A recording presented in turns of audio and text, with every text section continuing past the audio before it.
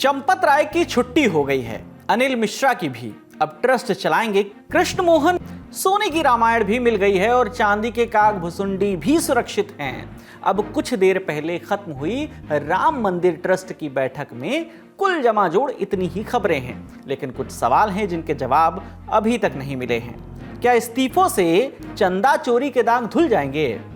3 घंटे जो बैठक चली है उसमें ट्रस्ट ने भविष्य के लिए क्या सोचा है? कोषाध्यक्ष जी आज प्रेस कॉन्फ्रेंस कर रहे थे, लेकिन उन्होंने कल ही कहा है कि चढ़ावे की गिनती से उनका लेना देना था ही नहीं, तो वो अपनी जिम्मेदारी निभाने के लिए क्या करेंगे? आज इन्हीं सब सवालों पर बात करेंगे। मुंबई का हाल भी देखेंगे। बारिश ने बुरा हाल कर दिया है वहां पर। एक्सप्रेस वे से लेकर रेलवे तक पानी ने सबका रास्ता रोक दिया है। नमस्ते, मेरा नाम विकास वर्मा है और आप देखना शुरू कर चुके हैं the Lallantop show. Brought to you by Sharda University. Where the software engineer meets the talented photographer, the world comes together at Sharda University. एजेंडे में सबसे ऊपर इस्तीफे थे। माना जा रहा था कि बैठक शुरू होगी, इस्तीफे पर चर्चा होगी और फिर आगे की कार्रवाई तय की जाएगी। पर हुआ कुछ ऐसा कि बैठक शुरू हुई तो बातचीत इस्तीफों पर नहीं, भरोसे पर होने लगी। सवाल ये नहीं था कि कौन पद छोड़ेगा, सवाल ये था कि करोड़ों राम भक्तों का टूटा भरोसा कैसे लौटेगा। एक के बाद एक ट्रस्ट के सदस्यों ने कहा कि दान चोरी की घटना ने सिर्फ ट्रस्ट को नहीं बल्कि अयोध्या की प्रतिष्ठा और देश भर के श्रद्धालुओं की भावनाओं को चोट पहुंचाई है। सबसे बड़ी चिंता इस बात की जताई गई कि पूरे देश में गलत संदेश जा रहा है। बहरहाल खबर यह है कि चंपत राय और अनिल मिश्रा का इस्तीफा स्वीकार कर लिया गया है। चंपत राय की जगह अब कृष्ण मोहन राम मंदिर ट्रस्ट के नए महासचिव होंगे। संविधान के अनुसार, इस न्यास के बने हुए कॉन्स्टिट्यूशन संविधान के अनुसार त्यागपत्र देते ही वह स्वीकृत माना जाता है और इसलिए हम लोगों के पास अन्य कोई चारा ही नहीं था। उनके सारे कार्य का सम्मान करते हुए और फिर भी उन्होंने जो उदारता दिखाई है इस परिस्थिति में, उसका सम्मान करते हुए हम लोगों ने उसको स्वीकार किया है। अगली व्यवस्थाओं के लिए हम लोग कटिबद्ध हैं और इन व्यवस्थाओं का दायित्व महामंत्री, अंतरिम महामंत्री के रूप में मेरे साथ विराजमान श्रीमान कृष्ण मोहन जी को सौंपा गया है। कृष्ण मोहन वही व्यक्ति हैं जिन्होंने राम मंदिर में चढ़ावा चोरी की एफआईआर दर्ज कराई है। वो पहले से ट्रस्ट में ट्रस्टी हैं, अब उन्हें महासचिव की जिम्मेदारी दी गई है। भारतीय वन सेवा यानी आईएफएस में उन्होंने काम किया। उत्तर प्रदेश के हरदोई के रहने वाले हैं। एक बड़ी खबर यह भी है कि ट्रस्ट ने नए मुख्य कार्यकारी अधिकारी यानी सीईओ की नियुक्ति के लिए 3 सदस्यीय समिति बनाई है। यह समिति योग्य उम्मीदवारों के नाम ट्रस्ट को सुझाएगी। समिति में रिटायर्ड जज Pramod Kohli, retired lieutenant general Vishnukant Chaturvedi और सुरेश हावड़े शामिल हैं। यानी जो बात नृपेंद्र मिश्र ने कही थी कुछ वैसा ही होता दिख रहा है। आने वाले समय में ट्रस्ट का एक नया स्वरूप देखने को मिल सकता है। आगे बढ़ते हैं और बैठक में क्या हुआ एक नजर इस पर भी डालते हैं। अब तक कम दिखने और बोलने वाले मंदिर ट्रस्ट के कोषाध्यक्ष स्वामी गोविंद देवगिरी 2 दिन से दिखने भी लगे हैं, लिखने भी लगे हैं और बोलने भी लगे हैं। गोविंद देवगिरी ने बैठक में ऐसी बात कही जिसे अंडरलाइन किया जाना चाहिए। उन्होंने स्वीकार किया कि ट्रस्ट से बहुत बड़ी गलती हुई है। उन्होंने ये भी कहा कि इस घटना से करोड़ों राम भक्तों की आस्था को ठेस पहुंची है। गोविंद देवगिरी ने माना कि व्यवस्था में कुछ खामियां थी और उन कमियों पर समय रहते पर्याप्त ध्यान नहीं दिया गया। उन्होंने जोर देकर यह भी कहा कि अब सबसे जरूरी काम व्यवस्था में सुधार करना है ताकि भविष्य में ऐसी घटना दोबारा ना हो। बैठक में इस बात पर भी सहमति बनी कि ट्रस्ट की कार्यप्रणाली में महत्वपूर्ण बदलाव किए जाएं, जिससे श्रद्धालुओं का विश्वास फिर से मजबूत किया जा सके। जानकारी के मुताबिक इस मुद्दे पर सबसे ज्यादा बातें भी गोविंद देवगिरी ने ही रखी। हालांकि बैठक में मौजूद लगभग सभी सदस्यों ने दान चोरी की घटना पर गहरी पीड़ा जताई। इसके बाद चर्चा एफआईआर तक पहुंची। ट्रस्ट के सदस्य कृष्ण मोहन, जो कि अब नए महासचिव बन चुके हैं, उन्होंने बताया कि आखिर मुकदमा दर्ज कराने की जरूरत क्यों आन पड़ी। उन्होंने बताया कि शुरुआती जांच में जब अनियमितताएं सामने आई तो प्रथम दृष्टया मिले तथ्यों के आधार पर एफआईआर दर्ज कराने का फैसला लिया गया। उनके मुताबिक निष्पक्ष और पारदर्शी जांच सुनिश्चित करने के लिए तत्काल कानूनी कार्रवाई जरूरी थी। बैठक में उत्तर प्रदेश सरकार की ओर से गठित एसआईटी की जांच पर भी भरोसा जताया गया और कहा गया कि ट्रस्ट जांच में पूरा सहयोग करेगा। पर बैठक में मौजूद अधिकांश ट्रस्टियों की राय थी कि ये मामला केवल चोरी का नहीं बल्कि विश्वास का है। लेकिन सबसे बड़ा सवाल ये है कि अब आगे होगा क्या? कर्म के नाम पर जो कांड अब तक हो रहा था उसको कैसे रोका जाएगा? ट्रस्ट आखिर कौन चलाएगा? चंपत राय इकलौते ऐसे शख्स, इकलौते ऐसे नाम जो कि एक तरीके से इस पूरे ट्रस्ट के पर्यायवाची बन चुके थे, यानी उनके बगैर एक पत्ता भी नहीं हिलता था। और अब आज के इस ट्रस्ट के फैसले के बाद कि अब वो बाहर हैं, आज के बाद से न तो चंपत राय और न ही अनिल मिश्रा का इस ट्रस्ट से कोई लेना देना है जब तक वो पूरी तरीके से बेदाग साबित नहीं होते। खैर, ये बात की बात है।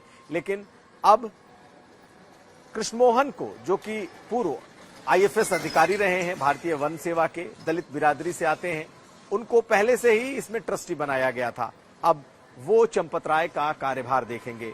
उन्हें फिलहाल कार्यकारी अंतरिम व्यवस्था के तहत उनको महासचिव बनाया गया है और अब उनके अंडर में ही ये पूरा ट्रस्ट अपना काम करेगा।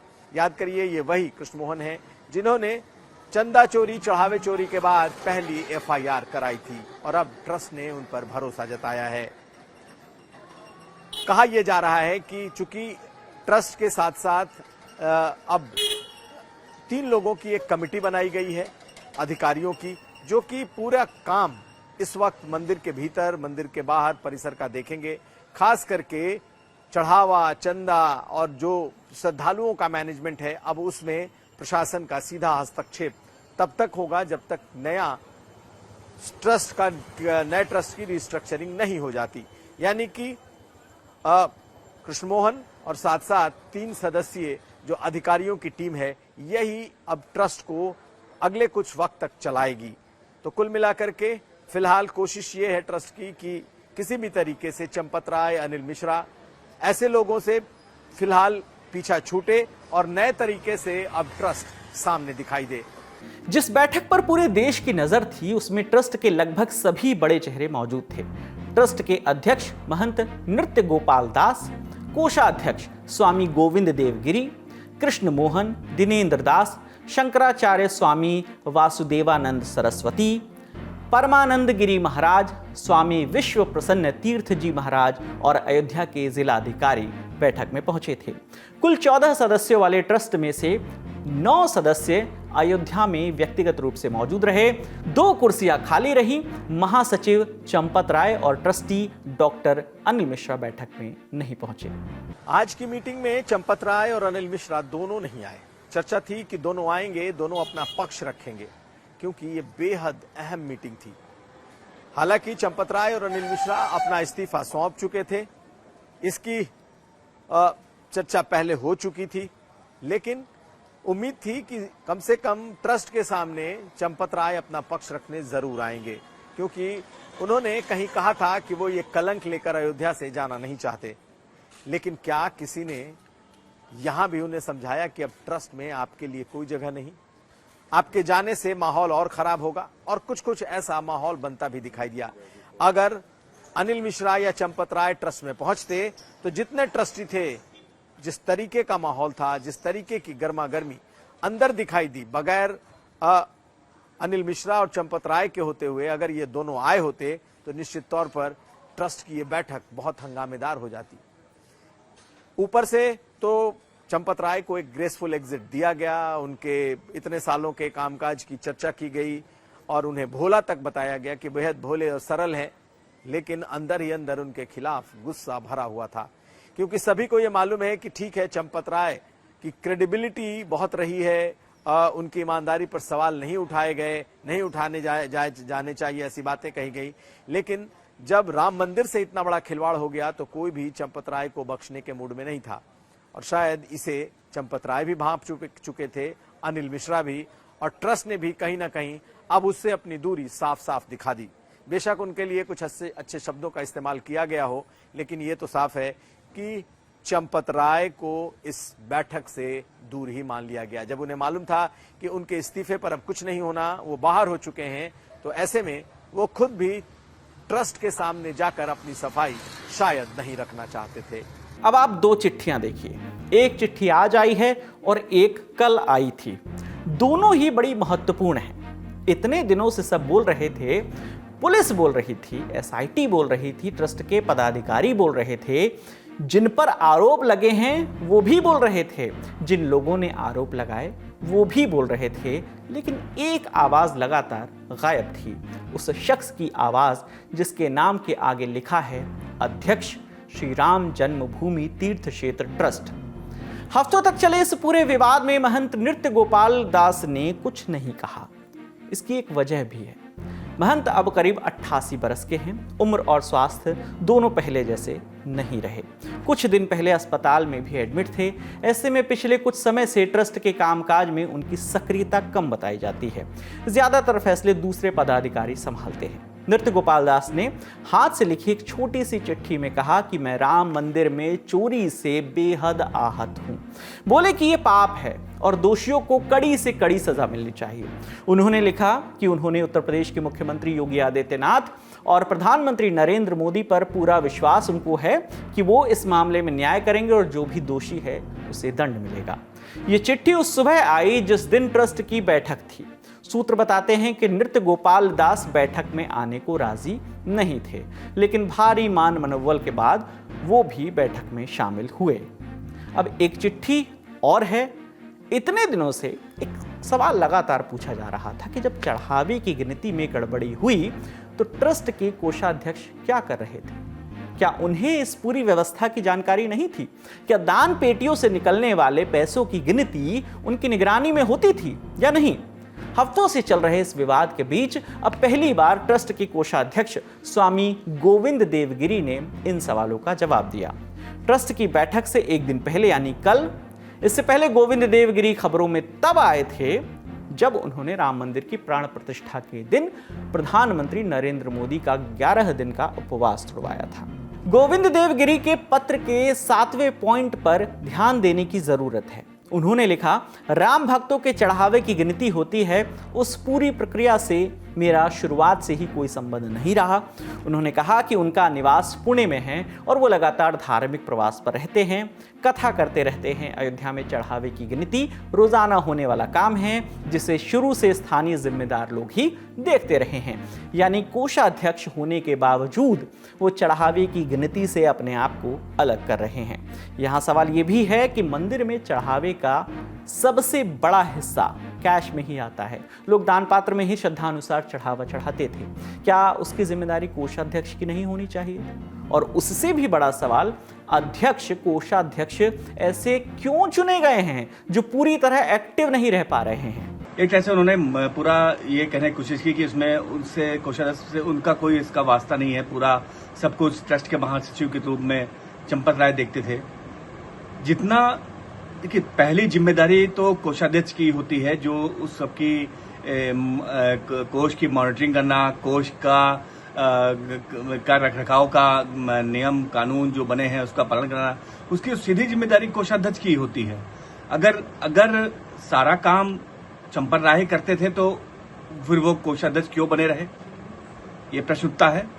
जब उनको कोई अधिकार नहीं था तो सिर्फ पद के लिए कोषाध्यक्ष बने रहे।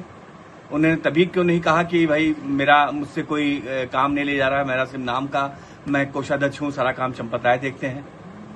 फिर अब जब ये चोरी की बातें आ जाए तब आप इस तरह की बात करना कि हमारी कोई जिम्मेदारी नहीं है। देखिए, पूरी जिम्मेदारी एक पदाधिकारी कोषाध्यक्ष के रूप में उनकी पहली सीधी जिम्मेदारी है। इवन चंपत राय से पहली जिम्मेदारी कोषाध्यक्ष के रूप में गोविंद देवगिरी की, और उनके जो भी बयान आ रहे हैं, उनके जो भी तर्क आ रहे हैं, वो अपनी जिम्मेदारी से भागने की कोशिश कर रहे हैं। और एसआईटी की जांच होगी तो हो सकता है कि उनकी जिम्मेदारियों को भी परखा जाए, उनकी जिम्मेदारियों की भी बाद में चर्चा हो। लेकिन अभी जो परिस्थितियां हैं उसमें जितने जिम्मेदार चंपत राय हैं उससे ज्यादा जिम्मेदार गोविंद देवगिरी हैं। राम मंदिर के चढ़ावा चोरी विवाद के बीच पिछले 2 दिनों से एक और सवाल चर्चा में था स्वर्ण रामचरितमानस का। पूर्व केंद्रीय गृह सचिव और पूर्व आईएएस अधिकारी एस लक्ष्मी नारायणन ने आरोप लगाया था कि उनके परिवार की ओर से दान की गई सोने की रामचरितमानस अब मंदिर में दिखाई नहीं दे रही है। उनका कहना था कि पहले इसे श्रद्धालुओं के दर्शन के लिए रखा गया था, लेकिन बाद में वहां से हटा दिया गया। इससे पहले कागभुसुंडी को लेकर भी सवाल उठाए गए थे। प्रेस कॉन्फ्रेंस में इन सभी को सामने रखा गया। इस रामायण की चर्चा प्रसार माध्यमों में बहुत जोरों शोरों से हो रही है और जो स्वर्णांकित रामचरितमानस की पोथी यहाँ पर प्रदान की गई है वो अत्यंत आदर के साथ सुरक्षित रखी हुई आप यहाँ पर देख सकते हैं। जिन कागभुसुंडी जी महाराज का बार बार नाम लिया जाता है कि कहाँ है वे यहाँ पर विराजमान हैं। जो बड़ा कंठा हार भगवान के लिए आया वह भी यहाँ पर आप देखेंगे। जिन पादुकाओं की बातें चली है, जिन पर भगवान के चरण चिन्ह अंकित है, ये पादुकाएं भी यहाँ पर हैं। ये सारे हमने केवल नमूने के रूप में जो वस्तुएं चर्चा में आई उन्हीं को यहाँ पर लाया है। ऐसी सारी 2800 वस्तुओं का पूरा संग्रह हम लोगों के पास सुरक्षित है। इसलिए किसी प्रकार के बवाल को निर्माण करने की आवश्यकता नहीं। राम मंदिर मामले में आगे जो भी अपडेट आएंगे हम आप तक पहुंचाते रहेंगे। बड़ी खबर यहीं तक, अब बारी है सुर्खियों की। पहली सुर्खी मुंबई से है। जुलाई आते ही मुंबई में मूसलाधार बारिश शुरू हो गई है। 1 महीने में जितनी बारिश होनी थी उतनी 3-4 दिन में हो गई है। सांता क्रूज हो या कोलाबा, बांद्रा हो या घाटकों पर बारिश ही है जो है। सारा काम इस बारिश के चलते रुका हुआ है या रुक रुक कर हो रहा है। भारी बारिश के चलते मुंबई और आसपास के जिले प्रभावित हैं। महाराष्ट्र में बारिश के कारण बीते 3 से 4 दिनों में 13 लोगों की मौत हो गई है। अकेले मंडाला इलाके में 3 मंजिला चौल गिरने से 6 लोगों की जान गई है। महाराष्ट्र के मुख्यमंत्री देवेंद्र फडणवीस ने दुख जताया है। पीड़ितों के परिजनों को 5-5 लाख रुपए मुआवजे का ऐलान किया है। मुंबई, ठाणे, रायगढ़ और पालघर में रेड अलर्ट जारी हो गया है, यानी जब तक बहुत जरूरी ना हो बाहर ना निकले। जहां भी हो सतर्क और सुरक्षित रहें। गर्मी की छुट्टी मनाकर लौटे छात्र अब बरसात के कारण पढ़ने नहीं जा पा रहे हैं। मुंबई यूनिवर्सिटी में जो एग्जाम होने वाले थे वो अब बाद में होंगे। फ्लाइट और ट्रेन कैंसिल हो रही है या देरी से चल रही हैं। अकेले रविवार को 17 फ्लाइट कैंसिल हो गए और 365 देरी से उड़ी। अभी भारत पर 3 मुख्य वेदर सिस्टम काम कर रहे हैं। पहला सिस्टम सीयर जोन है जो मध्य भारत यानी कि गुजरात से लेकर के बंगाल की खाड़ी तक होते हुए जा रहा है। 21 डिग्री नॉर्थ के आसपास टेक्निकली देखा जा रहा है। दूसरा ऑफशोर ट्रफ है जो कि दक्षिणी गुजरात से लेकर के उत्तरी केरला तक बनी हुई है। और तीसरा सिस्टम मुख्य रूप से जो डिप्रेशन है, अवदाव है, वो अभी दक्षिणी झारखंड उसके आसपास के क्षेत्रों में देखा जा रहा है। उसके अलावा एक सीजनल ट्रफ भी है जो कि राजस्थान से लेकर के जो हमारा बंगाल की खाड़ी, पूर्व मध्य बंगाल की खाड़ी, वहाँ तक देखा जा रहा है। तो ये जो 3-4 सिस्टम है और जिसमें सबसे मुख्य जो सिस्टम है मैंने बार बार बोल रहा हूँ डिप्रेशन है और इसके अलावा सीयर जोन। इसकी वजह से जो पूरा मध्य भारत गुजरात से लेकर के उड़ीसा तक एक्टिव स्थिति में देखा जा रहा है और मुख्य रूप से वर्षा जो है सीयर जोन की वजह से ही इन सब पॉकेट्स में देखी जाती है। बड़ा नुकसान मुंबई पुणे एक्सप्रेसवे के मिसिंग लिंक प्रोजेक्ट पर हुआ है। करीब 67,000 करोड़ रुपए में बना ये नया सेक्शन 2 महीने पहले ही शुरू किया गया था। इसे कठिन पहाड़ी इलाके, भारी बारिश और सुरक्षित सफर को ध्यान में रखकर बनाया गया था। घुमावदार रास्तों, खतरनाक मोड़ और खड़ी चढ़ाई की वजह से इसे इंजीनियरिंग की बड़ी चुनौती माना जाता था। लेकिन पहली ही मानसूनी जो बारिश थी उसमें इस पर सवाल उठने लगे हैं। खंडाला एग्जिट के पास लगातार बारिश की वजह से पहाड़ी की मिट्टी और चट्टानें ढीली पड़ गई हैं, जिससे इलाके में लैंडस्लाइड हुआ और एक सपोर्ट पिलर ढह गया। एहतियात के तौर पर इस हिस्से को बंद कर दिया गया है। ट्रैक पर भी बड़े बड़े पत्थर और मिट्टी के ढेर बन चुके हैं और इन्हें हटाने का काम चल रहा है।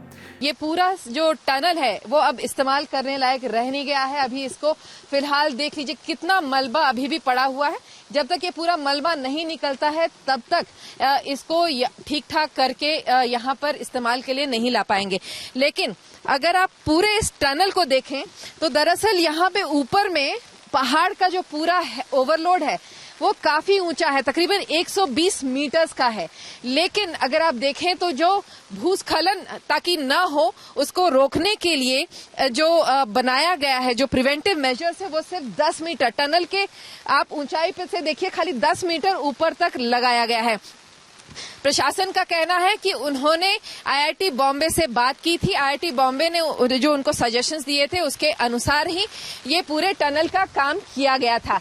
लेकिन उसके बावजूद ये जो भूस्खलन है, क्योंकि आप देखिए ऊपर से जो पानी का झरना है वो एक बहुत तेज बहाव में है, और क्योंकि तेज बरसात हो रही है, तेज बरसात के साथ तेज हवाएं भी चल रही हैं, तो तेज बारिश के बीच में वो पूरा का पूरा जो मिट्टी है ऊपर से पत्थर और मिट्टी लेकर वो नीचे की तरफ आ गया। और यही वजह है कि जो पूरा का यहाँ पे एक पैनल सा बनाया हुआ था, देख लीजिए आप पैनल के ऊपरी हिस्से में मिसिंग लिंक जहाँ पे लिखा हुआ था, एक बड़ा पैनल बनाया हुआ था, वो पूरा का पूरा पैनल को लेके पूरा लैंडस्लाइड जो हुआ है वो नीचे आ गया।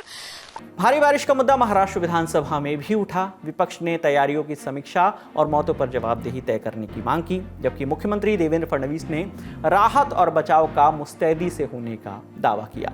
बारिश का आलम यह है कि विधानसभा के कामकाज को भी स्थगित करना पड़ा। दूसरी सुर्खी जुड़ी है पहलगाम आतंकी हमले से। पहलगाम आतंकी हमले में अब हाफिज सईद का नाम भी नत्थी हो गया है। वही हाफिज सईद जो आतंकी संगठन लश्कर-ए-तैयबा का मुखिया है। इसी लश्कर के सहयोगी टीआरएफ पर पहलगाम में आतंक मचाने के आरोप लगे हैं। जांच एनआईए कर रही है। जम्मू में एनआईए के स्पेशल कोर्ट में एक सप्लीमेंट्री चार्जशीट डाली गई है, जिसमें एनआईए ने हाफिज सईद को आरोपी बनाया है। हाफिज सईद पर भारत के खिलाफ युद्ध छेड़ने और सीमा पार से साजिश रचने की धाराएं लगाई गई हैं। ये चार्जशीट पहले से दाखिल 1597 पन्नों की मेन चार्जशीट के आगे की कड़ी के तौर पर दर्ज की गई है। इसमें पाकिस्तान की साजिश, हाफिज सईद के रोल और एनआईए की लग कर की गई छानबीन के जरिए जुटाए गए सबूतों की पूरी जानकारी दी गई है। पहली मेन चार्जशीट एनआईए ने 15 दिसंबर 2025 को दाखिल की थी। उस वक्त पाकिस्तानी टेरर हैंडलर साजिद जट और 3 अन्य आतंकवादियों को आरोपी बनाया गया था।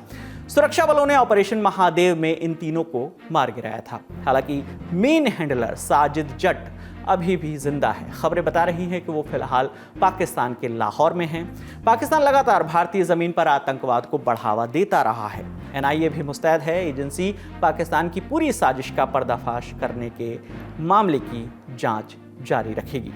आज का ललन टॉप शो यहीं तक। आप अपना और अपनों का ख्याल रखिएगा। शुक्रिया। शुभ रात्रि।